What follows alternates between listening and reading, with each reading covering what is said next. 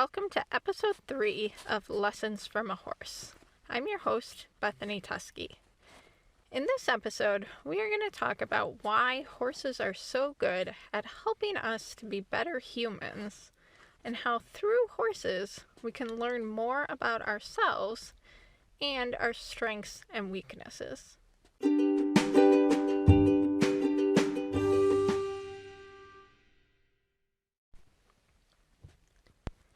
There's a quote from horse trainer Buck Brannaman that says, "The horse is a mirror to your soul.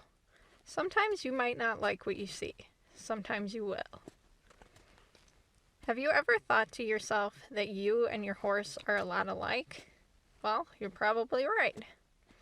Horses will actually mirror the energy and emotions that they experience from their owners. If we let it, this can actually teach us a lot about ourselves. So we're going to get into that more in a little bit. But first, let's talk about how and why horses are able to do this. Horses are prey animals and live in herds as a way of keeping themselves safe. The more eyes and ears there are looking out for danger, the better. Horses in a herd will actually synchronize their heart rates. If a horse at one end of the herd senses danger, his heart rate will increase. And then the heart rate of the horse next to him will also increase, and so on through the herd, until even the horses all the way at the other end of the herd receive the message of potential danger. And this happens very quickly, almost instantaneously. If the original horse decides that there's no danger, his heart rate will lower again. And then so will the horse next to him, again spreading through the herd the message of safety. Horses will also respond to changes in a human's heart rate. Horses can hear a human heart rate from up to 4 feet away and are especially in tune with it when the human is interacting with or riding them. In her article, The Hidden Wisdom of Feeling, Linda Kohanov describes a study that illustrates just how sensitive horses are to our emotions and our heart rate. In a 2009 article published in the Veterinary Journal, researchers from the Swedish University of Agricultural Sciences performed an experiment designed to study the effect of a nervous handler on the heart rate of his or her mount. You've probably heard before that horses can sense fear in a human, and this study was set up to test that very theory. Horses of various breeds and ages were led or ridden at a walk by amateur equestrian volunteers. Both the horse and the human were wearing heart rate monitors, and each team traveled a 30-meter distance between two cones a total of 4 times. Just before the final pass, however, the person was told that an assistant, who had been standing next to the path the whole time, would open an umbrella as the horse went by. The assistant never did open the umbrella, but even so, the heart rates of both the human and the horse rose significantly as they passed the assistant. The human's heart rate, of course, increased as they anticipated what would happen when the umbrella was opened. But what's interesting is that the horse's heart rate also increased. The horse had no way of knowing what was potentially going to happen. They were responding to the change in the human's heart rate almost instantaneously as the human anticipated what was going to happen. So we can see that horses' heart rates can change in response to human heart rate. But horses will often mirror other behaviors as well, both from other horses and humans. So here's a story of an example of one horse mirroring another one. A client of mine had been working with her horse for a few months doing liberty work with him. and I'm always up for a challenge, so we decided to take both the other horse and my mare Maya into the arena at the same time, with the goal being for us each to work our respective horses at liberty at the same time. The horses had never met each other, so we started off by turning them both loose in the indoor arena and stood back to let them interact. What followed was quite interesting. Maya initially completely ignored the other horse and walked away from him without any acknowledgement. The other horse followed her. Maya continued to walk around, exploring the arena, and he continued to follow right behind her. When Maya stopped, he stopped. When Maya turned, he turned. When Maya walked or trotted, he followed suit. Maya eventually allowed him a brief greeting, but was quick to end it and continued her exploration of the arena, with him mirroring her every move. So why is this significant, and what was going on here? Maya, by ignoring him and walking away from him, had established her leadership over the other horse, and he, by following her, was acknowledging that he accepted her leadership and was willing to trust her. All of this happened within seconds. How? These two horses had never met before. How did they establish their roles so quickly? And why was the other horse so willing to blindly follow a horse he had never met before? Horses naturally seek to be around other horses, and when they are together, it is important to know who the leader is. This helps keep organization within the herd. If every horse just did whatever they wanted, there would be chaos, and that would put them at risk for danger. So by having an established leadership role, it allows for greater safety amongst the herd. The leader is responsible for directing the other horses' movements.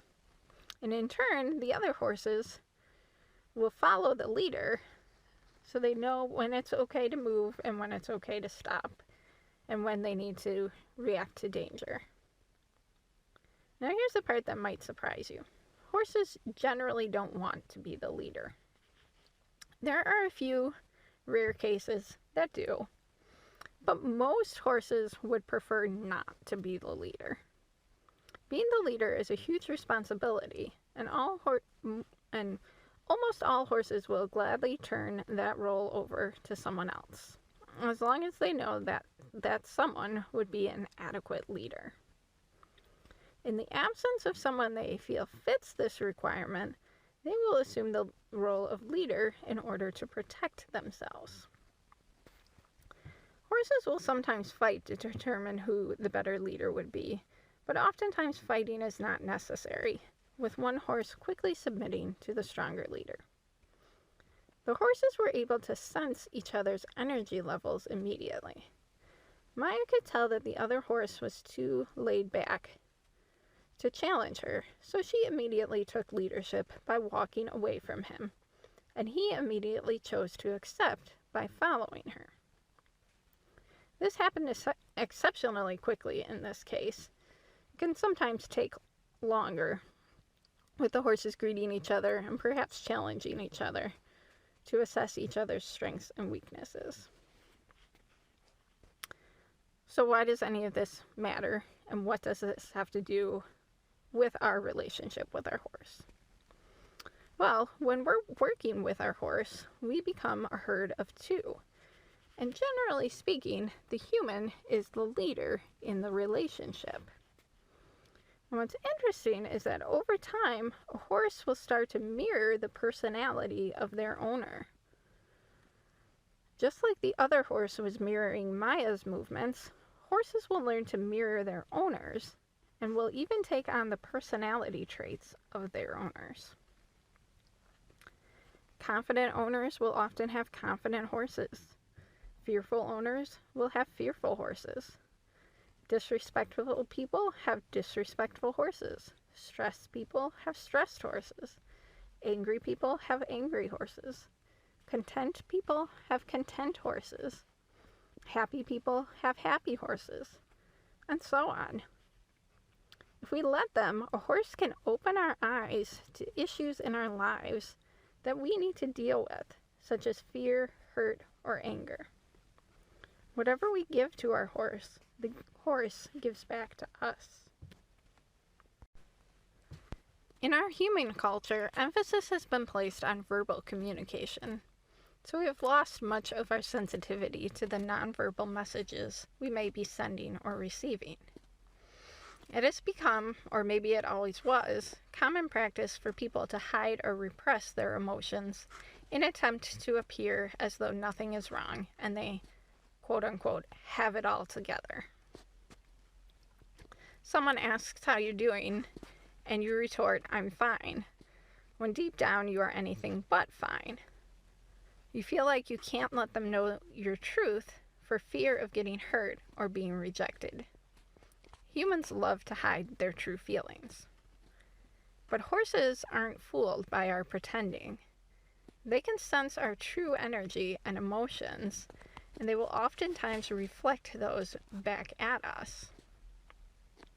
This can be difficult sometimes when what we see is fear or anger or confusion, but it can also give us the push we need to deal with some of the issues we might otherwise choose to ignore.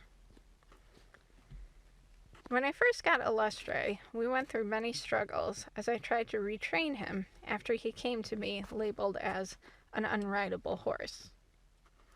This was incredibly difficult for me. I've always struggled with self-doubt and fear of failure.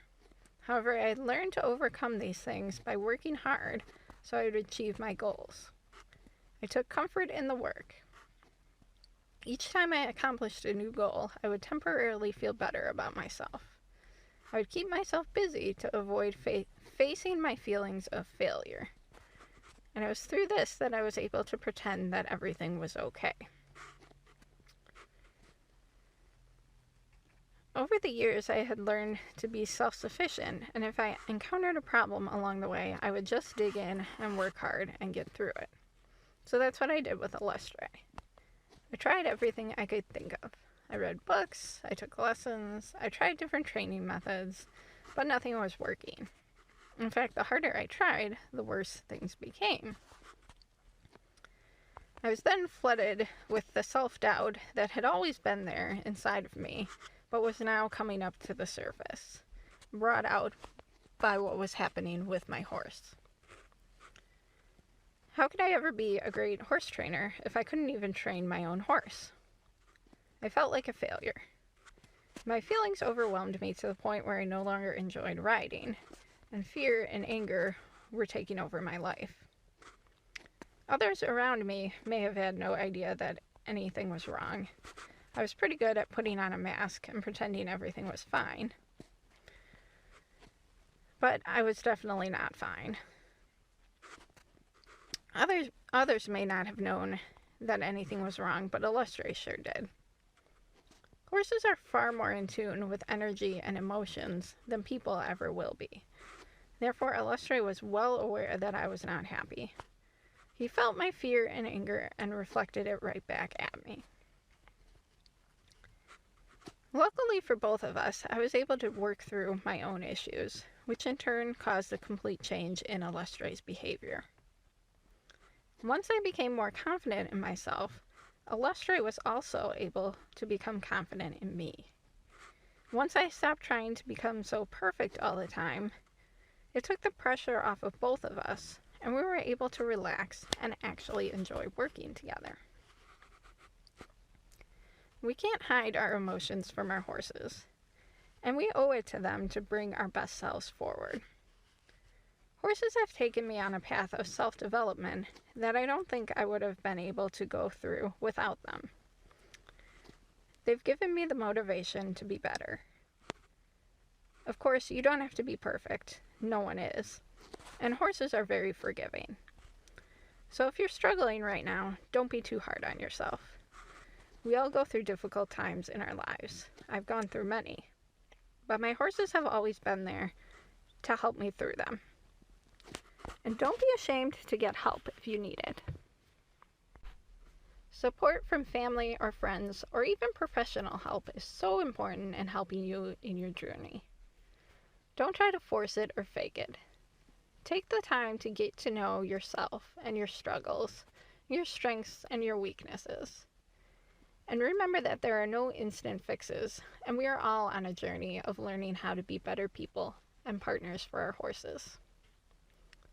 I was thinking the other day about how fortunate I was to have Illustre come into my life when he did. He showed me areas of my life that I needed to work on, and through wanting to help him, it gave me the push that I needed to improve myself. Without him showing that to me, I wonder if I would have taken the path of self-improvement that I've been on ever since. I'm in a much better place now than I was back then, and I have him to thank for that, along with the support of my wonderful wife and my friends and family. And through the years, other horses have shown me other areas of myself that I need to work on. Self-improvement is a lifelong journey, but how fortunate are we to have horses to help us along the way? Being authentic and dealing with your stuff can be hard. Trust me, I know that. But for me, I want to be a better person for my horses as much as I can. And the more I improve my own mental and emotional health, the better my relationship with my horses get. When you start to approach life with a positive, curious, and happy attitude, you'll find that your horses will start to behave in much the same way. And your connection with your horse will deepen and your relationship with them will grow stronger. Our horses are here to help us and to guide us and to show us a better way to live. Take some time to listen to what your horse is telling you.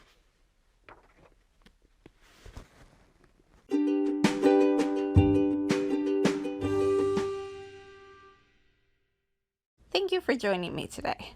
I'd love it if you'd share your thoughts on this podcast in the comments. I always enjoy hearing from our listeners. If you enjoyed this podcast, please consider leaving a review and sharing with your friends. If you want to learn more about developing a better partnership with your horse, you can check out our website, tuskydressage.com, or search for Tusky Dressage on Facebook, Instagram, or YouTube. And you can also sign up for our virtual classroom on Patreon at patreon.com/Tusky Dressage. And lastly, if you're looking to go even deeper into the lessons our horses have for us, you can check out my book, God's Heart Through a Horse's Eyes, available on Amazon and Amazon Kindle. Thanks again for joining me on Lessons from a Horse, and I'll see you next time.